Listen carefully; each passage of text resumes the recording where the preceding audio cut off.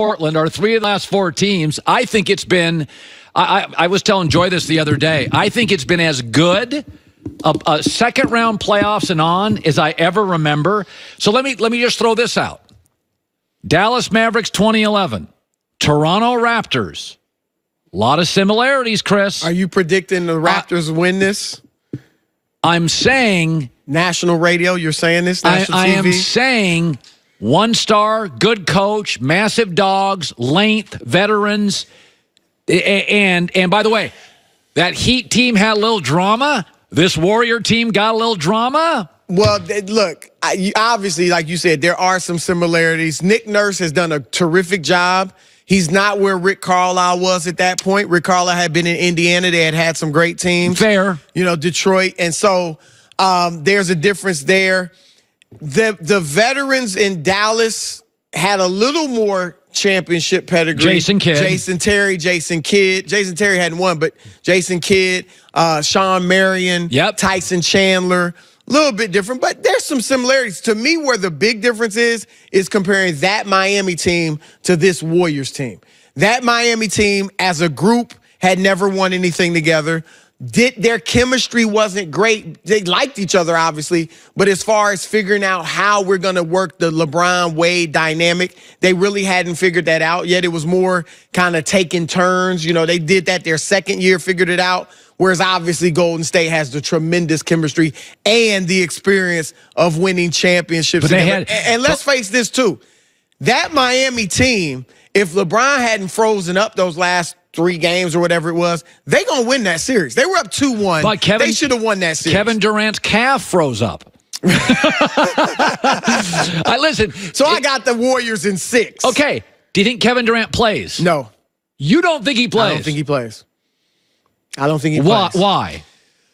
One, I think the injury is more serious than people are letting on. I mean, we've said that every week or so as the Warriors have released new, diagnoses of the injury. I've heard some things. I'm not going to say, a great source told me he's out. But I've heard some things talking to people around the league. But I don't think he comes back. I'm not reporting it that he's not coming back. But if you ask me my opinion, based on conversations and things, I don't think he plays again, but I still think the Warriors win in 6. So that means I think KD's played his last game as a Warrior. Oh my Lord! What a weird, awful ending. That's awful. Well, he's gonna get a 3rd ring, and it will be a ring. He's earned that ring. He was a big part of his team. I don't have a problem. So it'll be 3 rings. So they had a lead in that series against Houston when he got hurt, right? Well, it was 2-2. Oh, they didn't. What a terrible ending to this career. No, he's going to go elsewhere, and maybe he'll win some rings. Here's the thing. If they win it without KD, he has to leave. There's never been a player in the NBA that won championships as good as KD that was in a situation where the feeling was, or if they win it, the reality is they don't need you. The players of his ilk, Tim Duncan, Larry Bird, Hakeem Olajuwon, LeBron, can you imagine any of their teams winning a championship without them?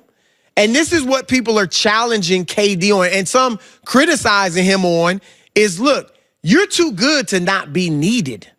Go somewhere where you're needed and you win a championship, your already great legacy lifts you higher. Like if you want to be in that top 5 conversation, I think he wants to even be higher in the conversation. You have to go somewhere where they need you. To win. I was saying professional mobility. You've moved around the country, Akron Bee, New York Times, the other place here, and I've done the same thing. You and I have, that's fine. And Joy has done the exact same thing. Joy has bounced around the country, local, national, and I was saying, and we're not saying we're Kevin Durant, but we won rings in other places. Professional mobility, the good thing is you don't have to deal with a lot of struggle sometimes. You can join a really good company that's rolling. Right. The downside is you always feel a little bit like an outsider. Like there's a secret handshake for the guys that have been in the company 40 years. And with Kevin Durant the other day, he talked about that. It's their team, it's my team. And part of me, again, I'm not analogous to KD, but I'm saying, I get it. He's saying, I get it. The people out here don't think I'm part of the team. I mean, Draymond and Kevin Durant fought this year, and Draymond yelled at him, "We won without you." part of me feels bad a little bit for KD. Like, it's like he's got this narrative in America, like, we don't need you. And I'm like, the guy's sensitive to begin with. Right. Here's how that narrative ends or changes. If they lose, if he doesn't play in this series and they lose, and he stays, and obviously they're going to be great if he stays and they win more championships down the line, maybe they win the next 2 years, that narrative changes. Actually, it changes. Once they lose without him, it changes. They need him. And then if the only reason he's thinking about leaving is validation, like get this mental asterisk off my name that all these superstars are saying is there, and, I got to show people that, I can win it with my own team. If that's the only reason he's leaving, if they lose, stay. Help them open up the new arena, win another championship. Maybe you stay and you win 5 or 6 titles. Who knows?